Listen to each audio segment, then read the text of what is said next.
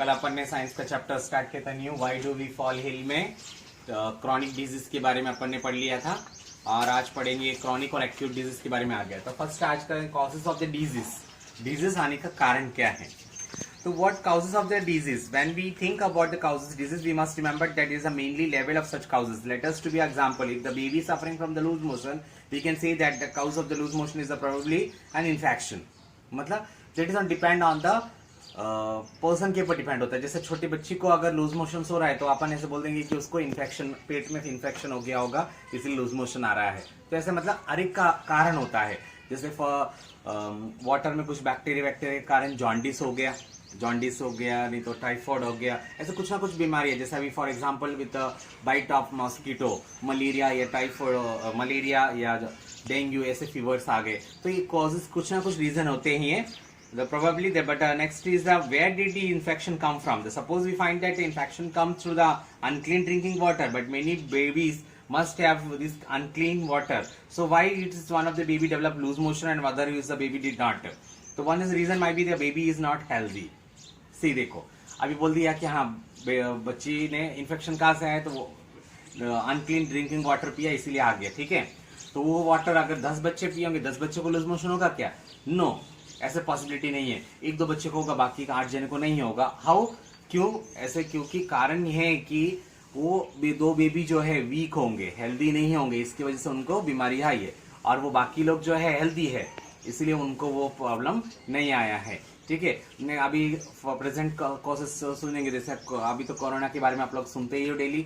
तो कोरोना देखो, वहाँ इन्फेक्शन आदमी अगर 10 जने से मिल रहा है तो 10 जने को कोरोना नहीं हो रहा है, उसमें 2-3 जने को हो रहा है तो बाकी लोग को नहीं हो रहा है, क्योंकि वो इम्यून सिस्टम उनकी अच्छी है और वो हेल्दी है तो नहीं हो रही है। बाकी वो पेशेंट होगा, अगर ऑलरेडी वो अस्थमा पेशेंट है या वो पहले से किडनी का, लंग्स का ऐसे प्रॉब्लम उसको चल रही है, तो ऐसे वाले व्यक्ति को जल्दी से जल्दी वो कोरोना वायरस एक्ट होता है। तो यही है काउजेस। तो आते हैं उसमें 2 टाइप के, infectious and non infectious causes. So as we see in the important keep the public health and community health factors in the mind when we think about the causes of the disease, we can take a approach of a little further. It is useful to think the immediate causes of the disease belong to the 2 distinction type. One group of cause of infection agents, मतलब infection agent मतलब क्या है?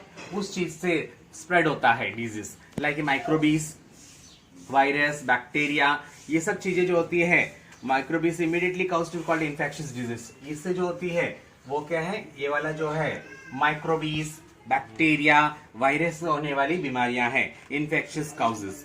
And दूसरा आता है this is caused in because the microbes spread into the community and disease they cause will be spread with them.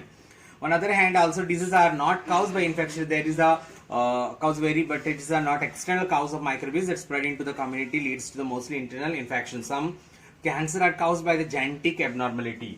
See, ये infectious disease मतलब अभी कोरोना वायरस को इन्फेक्शियस डिजीज बोल सकते हैं, क्योंकि एक जने को आएगा उससे दूसरे को स्प्रेड हो रहा है, क्योंकि वो वायरस से, तो वायरस दूसरे को जा रहा है। नॉन इन्फेक्शियस डिजीज क्या होता, काउजेस क्या होता है? वो इनरली एक्सटर्नल मतलब अंदर ही वो बीमारी पैदा होता है, वो कोई किसी के थ्रू नहीं होता है। जैसे आप फॉर एग्जाम्पल ले लेते हैं कैंसर है या ब्लड प्रेशर का प्रॉब्लम, बीपी का प्रॉब्लम है, तो ये सब चीजें अंदर ही होता है, दूसरे की वजह से नहीं होता है। कोई वो काउजेस नहीं है उसके लिए कि बाजू वाले से अपने को हो गया है। अगर एक डायबिटीज का पेशेंट है, उसके बाजू में अपन बैठे कुछ भी करे, उसका खाना वाना खाए, तो भी अपन को डायबिटीज नहीं होगा, बिकॉज जेनेटिकल है। अंदर के जो जेनेटिकली जो बीमारी होती है वो नॉन इन्फेक्शियस डिजीज होता है। और इन्फेक्शियस डिजीज मतलब क्या होता है? जो माइक्रोबीज, बैक्टीरिया, वायरस के थ्रू स्प्रेड होने वाली है। जैसे कॉमन फ्लू जैसे सर्दी है, अब बार बार आपको छींक आ रही है या खांसी आ रही है, तो उसकी वजह से जो मुंह से जो निकलती है वायरस या बैक्टीरिया, वो बाजू वाले ब्रीथ इन करेंगे, उनके अंदर चले जाएगा, तो उनको भी कॉमन कोल्ड होने का पॉसिबिलिटी है। तो वो इन्फेक्शियस डिजीज है। और नॉन इन्फेक्शियस डिजीज जैसे एक कैंसर पेशेंट है तो उसको ट्यूमर हो गई है, तो वो उसको खुद को होगा, अपन उसके बाजू में बैठे या कुछ भी करे तो अपन को नहीं आएगा, वो क्या है? Non infectious disease. तो आपको समझ में आ गया ना इन्फेक्शियस डिजीज क्या होता है, नॉन इन्फेक्शियस डिजीज। तो इन्फेक्शियस डिजीज में फैलाने वाले एजेंट्स कौन कौन है? एजेंट्स क्या क्या है? तो एजेंट्स तो बहुत सारे हैं, वायरस है, माइक्रोबीज, बैक्टीरिया से, बहुत सारे डिफरेंट काइंड ऑफ बैक्टीरिया से, ठीक है, प्रोटोजा।